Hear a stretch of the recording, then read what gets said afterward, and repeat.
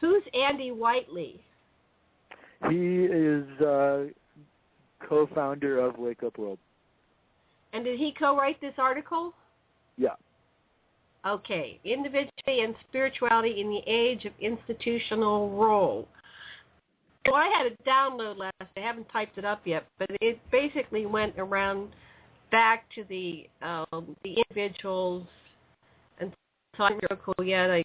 You know, so I keep going back full. Individually, like Gandhi, we can feel, you know, all these emotions that everything's out of control and that we're nothing and we're disempowered, but we are powerful individual beings, and no matter what, at the end of the road, all we have is ourselves. So we have to be personally responsible for the choices we make in every moment, thing that we call life, from birth, you know, through we die. And at the end of the road, you're going to be, you know, talking to your higher self or God or whatever you sense, and you're going to be doing the choices you made throughout your life in a game. I was listening to this contactee, and I've forgotten his name, but and this is symbolic, he was told that because his father was a reptile, even though he looked human, his true father was a reptile, and he was the king of the reptiles. And he said, well, I'd like you an army to roll. And a young man who was an 11-year-old British child said, a human being, and he said, oh, no, I don't want to lead an army, I want to be a military person. I want to help people. I want to help individuals in humanity. So then the reptilian king, who was his father, says, well, then, if you want to bond with me, you have to eat flesh. And he said, oh, I can't do that. So then he said, well, it's just a hologram.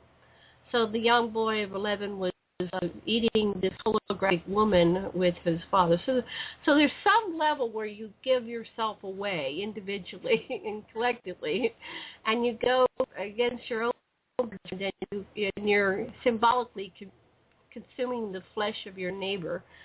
And so that was a very powerful message for me. It's like, when do I sell out what I know on a soul level is right or wrong? And I think when you get to that level of reflection, then you stop making these choices, which at the end of the road, when you have total awareness of your life and every ramification, every action, then you can bring that into this 3D world and start living from that realization that you are you. Anybody else? Yeah, and we have so much power, and we can really verify this through how much energy institutions put into steering our thinking. They don't want us to become our true higher power self-empowered beings, because then we don't need them. We don't need police, like you mentioned earlier in that story. We don't need even a state. All we need are locals. And actually, what country is, what I like to think country is, which the idea of patriot, we get it twisted that country is government. But no, country is locals, land, and liberty. And so whoever's sharing the same time and space, and that's who we're really involved with, not an institution. And even the original patriots designed this government to be thrown away and renewed. I concur entirely. The identification with a corporate group like a racial or ethnic group is what really prevents us from working it out with the people here. As Gandhi said, if these groups go an eye for an eye vengeance, well, the whole world is blind if we go by that way, and it doesn't matter. Every place was conquered from someplace else and stolen from somebody else. Let's work out with the people here. Feel them, feel their souls, feel their emotions. Care about them like you care about yourself, because they are you. And when they're killed, the power is stolen for you too, Dr. King. Yeah, beautiful. Yeah, if we come together, then all will work out. As soon as we start fighting for institutions, we lose. And actually, we can see this in Japan. Japan used to have no military budget, just a self-defense force. So the United States would spend more than half of our budget on military for that whole decades and decades. Japan was spending it all on infrastructure.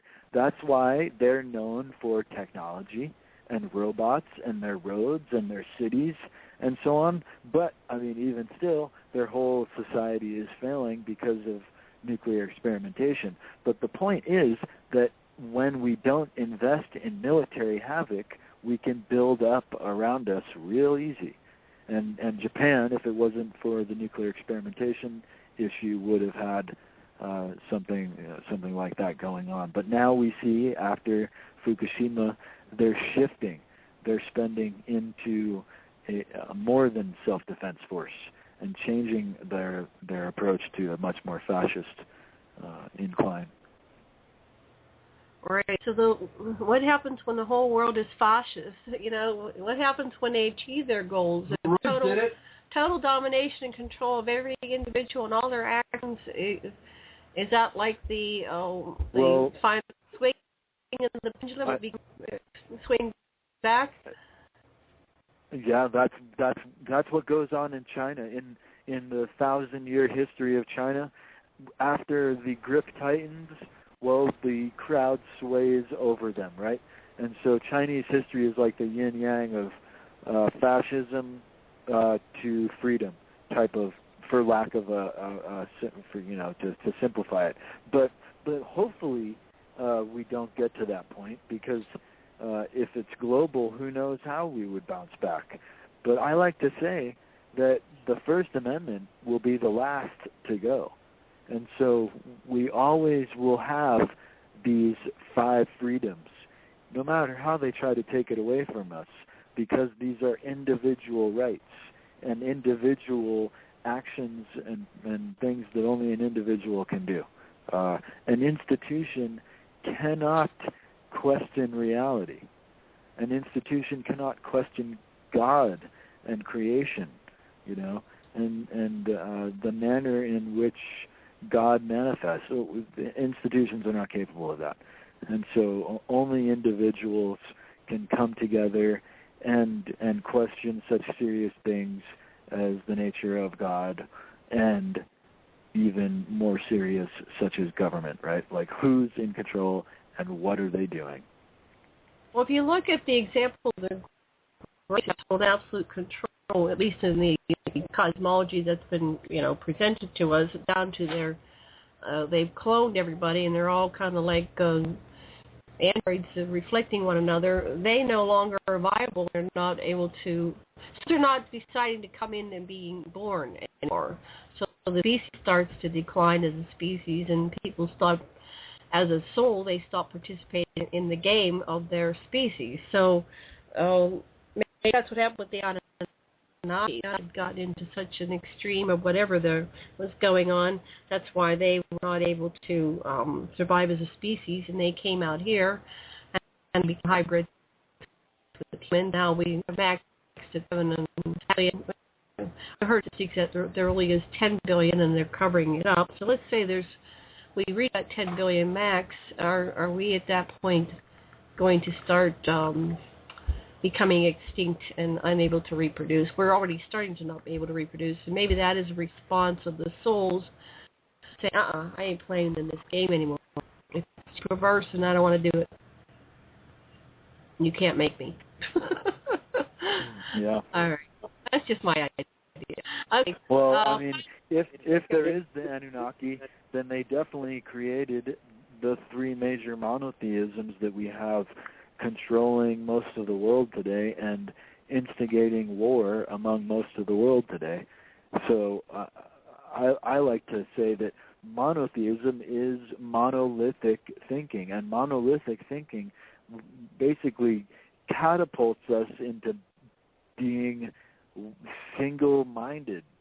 And sometimes institutions will use that single-mindedness to their ends. And so really all it takes is opening your mind. Don't be monolithic in your thinking. And then actually the institutions lose power. I agree. That's the whole purpose of monotheism, monolithic thinking, is definitely to keep you narrow-minded and into this box, and me against them, me against anything else. I am the way and the light. Sasha, final words. We're running out of time. We are the masters of our fate, the captains of our souls, and your particular earth walk to be yourself. Ethan, final words. Well, beautiful. I always love talking with you guys, and everyone check out my free ebook, The Complete Patriot's Guide to Oligarchical Collectivism, and be pro-individual, anti-institution. And do check out Ethan's new article.com, Individuality and Spirituality in the Age, Institutional Role. It's right on the front page of this wonderful e-magazine. It's time to rise and shine. They come to Australia. And I want to thank everybody for joining us today. It's been a wonderful episode of Planetary Oligarchy. And this is, I am your host, Janet Kira Lessin, with Dr. Sasha Lessin and Ethan Indigo Smith. And all together, let's say aloha. 1, 2, 3. Aloha. Aloha.